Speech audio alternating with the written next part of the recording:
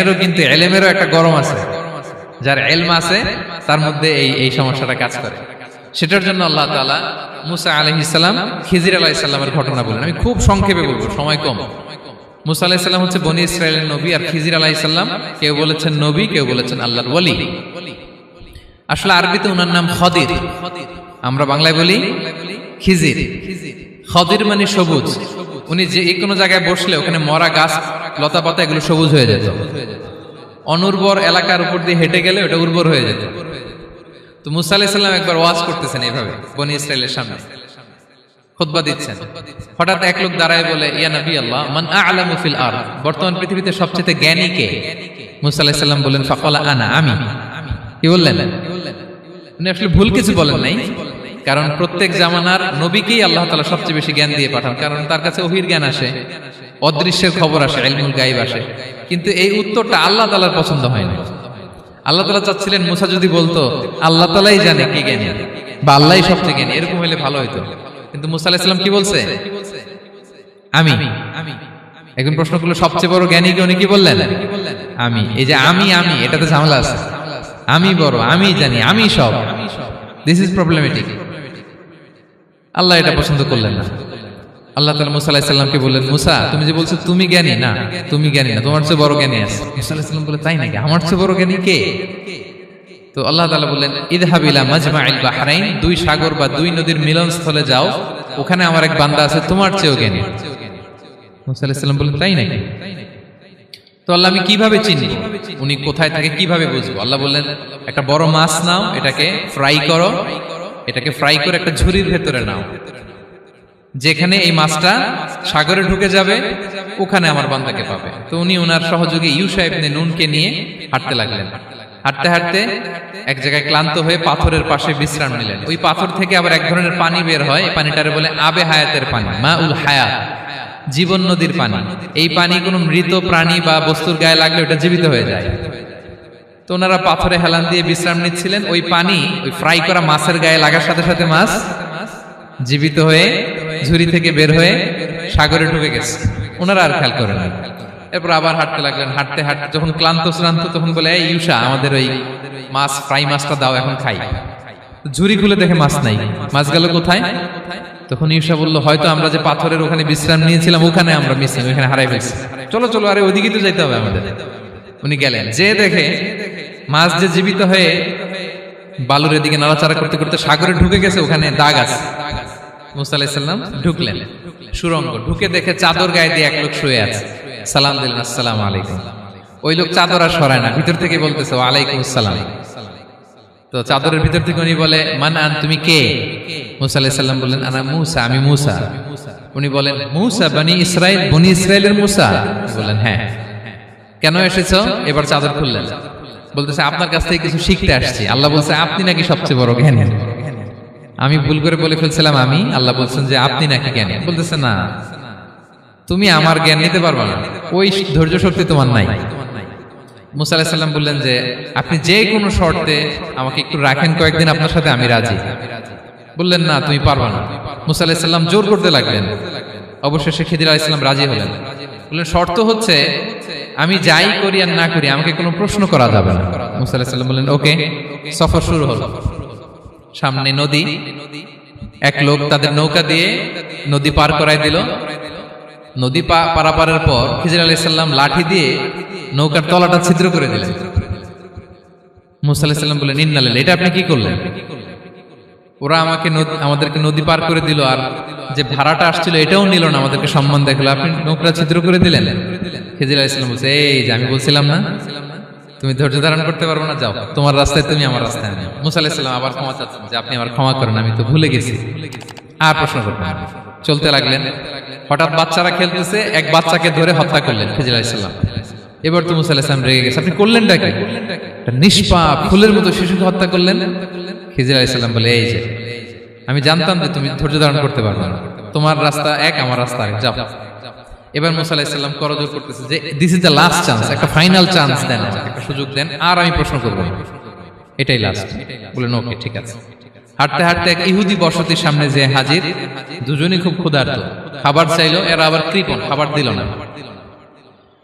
তো খিজির আলাইহিস সালাম বললেন ঠিক আছে, খাবার যেতে দিচ্ছেন আমরা চলে যাই। যাওয়ার পথে দেখতেছে এই এলাকার একটা দেয়াল ভেঙে পড়ে যাবে।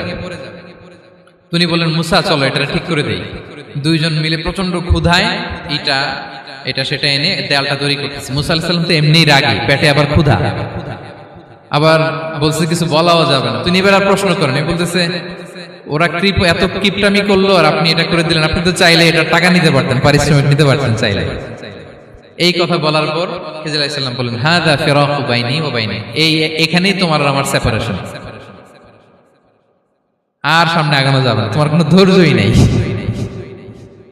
তো এতটুকু তোমাকে আমি বলি যে আমি একটাও আল্লাহর আদেশ ছাড়া করি নাই, আল্লাহর আদেশে আমি করেছি। কি এক নম্বর হচ্ছে ওই যে আমাদের ভাড়া নিতে চাইলো না, আমাদেরকে পার করে দিল, নৌকাটা ছিদ্র করেছি কারণ এই এলাকায় একজন জালিম বাদশা আছে, সে নৌকা পেলেই গরিব মাঝিদের নৌকা সিজ করে নিয়ে যায়।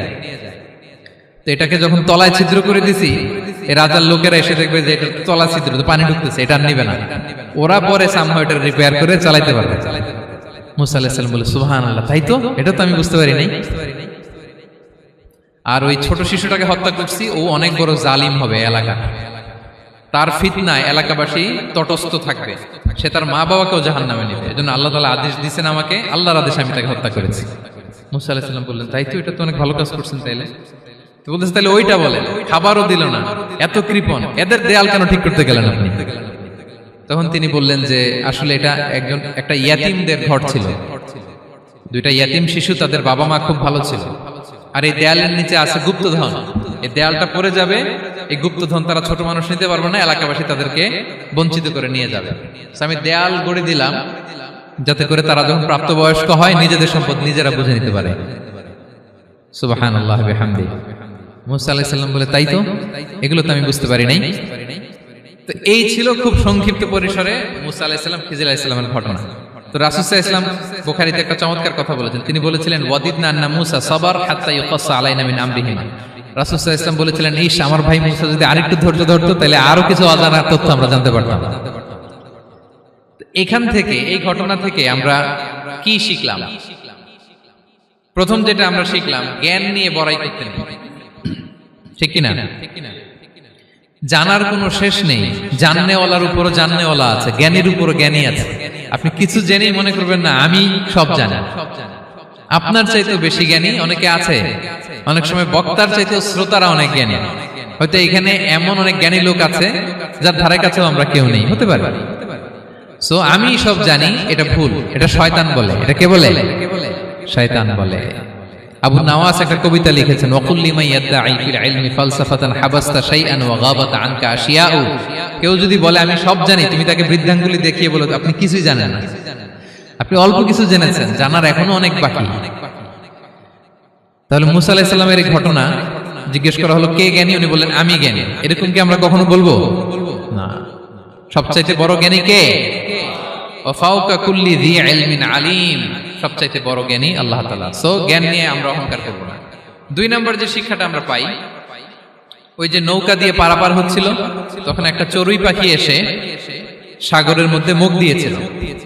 তো খিজির আলাইহিস সালাম বললেন মুসা, তুমি কি চড়ুই পাখিটা দেখতে পাচ্ছ? হ্যাঁ দেখতে পাচ্ছি। চড়ুই পাখিটা যে সাগরে মুখ দিলে দেখতে পাচ্ছ? হ্যাঁ দেখতে পাচ্ছি।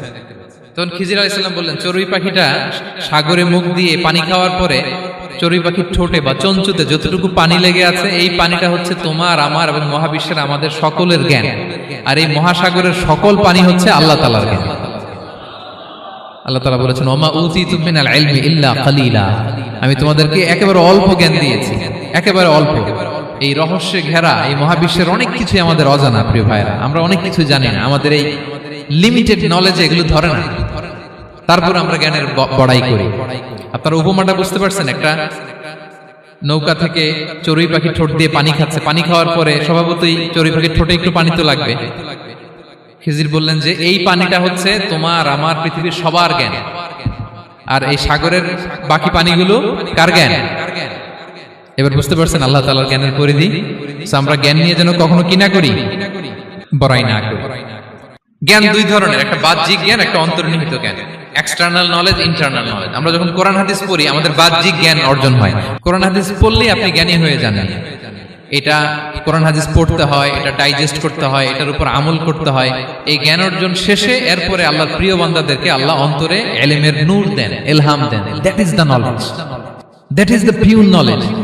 আপনি হাফেজে কোরআন হয়ে ভাইবেন না আপনি সব জানেন, আপনি বুখারী মুখস্থ করে ভাইবেন না সব জানেন। এই সব জ্ঞান অর্জন করার পরে ইলমের নূর হাসিল হয়, সেটা আল্লাহ সবারে দেয় না। সো এই অন্তর্নিহিত জ্ঞান, দূরদৃষ্টি, farsightedness, that is the pure knowledge. এটার জন্য বছরের পর বছর, যুগের পর যুগ সাধনা করতে হয়। সেটার জন্য এই জ্ঞান অর্জনের জন্য তিনটা জিনিস করতে হয় ইলমের নূর অর্জনের জন্য। কয়টা? এক হচ্ছে বিনয়, দুই হচ্ছে সফর, তিন হচ্ছে সবর। আবার বলি, এক হচ্ছে বিনয়, দুই হচ্ছে সফর, তিন হচ্ছে সবর। আল্লাহ তাআলা আল্লাহর নবীকে তাওরাত দেওয়ার পরেও আরো ট্রেনিং সেশন করাইছেন খিজির আলাইহিস সালামের কাছে। যাও, ওনার কাছে গেলে তুমি ছোট হবা, নত হবা। জ্ঞান যদি আমি নিতে চাই আমাকে ছোট হইতে হবে। ধরেন একটা গ্লাস থেকে একটা খালি গ্লাসে পানি ঢালবো, তো যেটাতে নেওয়া হবে এটা উপরে থাকলে হবে? যে গ্লাসটার মধ্যে পানি আছে এটা উপরে থাকবে, ওইটা ব্ল্যাঙ্ক গ্লাসের মধ্যে পড়বে। আপনি নলেজ ইলম নিতে চাইলে আপনাকে নিচে থাকতে হবে, উনি উপরে থাকবে। আপনার শায়েখ আপনাকে দিবে, আপনার উস্তাদ আপনাকে দিবে, আপনার মুর্শিদ আপনাকে দিবে। বুঝতে পেরেছেন? তাহলে আমাদেরকে হাম্বলনেস লাগবে। শিখতে হইলে হাম্বল হইতে হয়, বিনয়ী হইতে হয়। আচ্ছা, দুই নাম্বার সফর করতে হয়। এটাও আল্লাহ মুসা আলাইহিস সালামকে দিয়ে করাইছেন। যাও, পিছে পিছে উস্তাদের পিছে পিছে ঘুরো।